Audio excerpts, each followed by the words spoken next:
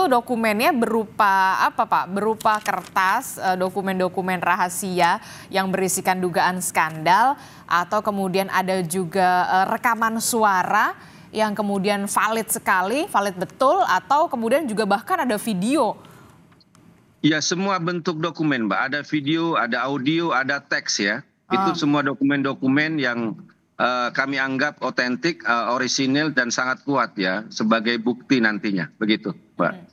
Kenapa kemudian dititipkan kepada Bu Kony yang kemudian akhirnya dibawa ke Rusia? Kenapa nggak langsung aja dilaporkan, dibongkar aja ke KPK atau ke kepolisian? Kita bicara soal kepercayaan publik terhadap lembaga-lembaga negara, terhadap penegak hukum saat ini, Mbak.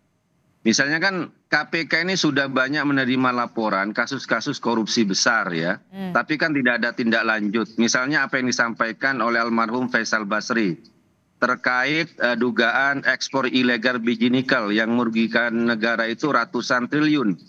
Bahkan sudah menyebut nama, ada nama Bobi Nasution, ada Erlangga Hartarto ya. Videonya ini sudah beredar, tapi kan tidak ada tindak lanjut.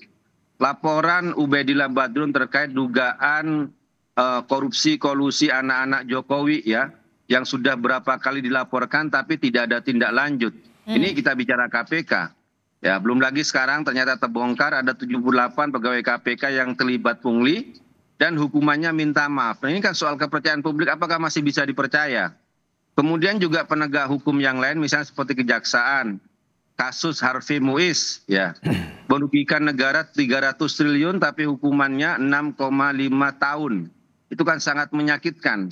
Kemudian juga polisi ya, kita tahulah polisi juga bagaimana terakhir-terakhir ini terlibat dalam beberapa kasus penembakan mahasiswa yang kemudian direkayasa, kemudian ternyata terbongkar lagi soal pemerasan terhadap wisatawan Malaysia.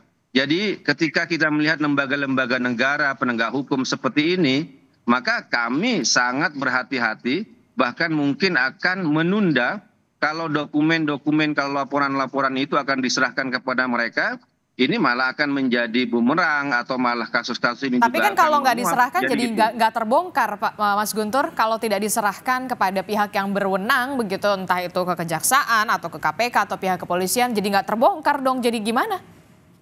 Ya kembali kepada kepada yang saya sampaikan tadi, kalaupun kami laporkan juga kami tidak percaya bahwa kasus-kasus itu akan berlanjut ya dengan kondisi lembaga negara penegak hukum yang seperti saat ini. Akhirnya ya kita yang muncul di netizen no viral no justice, akhirnya inilah yang menjadi jalan terakhir bahwa harus kembali melaporkan kepada pemilik tertinggi kedaulatan kekuasaan sesungguhnya di negeri ini, yaitu kepada rakyat. Karena kita melihat lembaga-lembaga negara ini tidak bisa diharapkan. Itu, Mbak.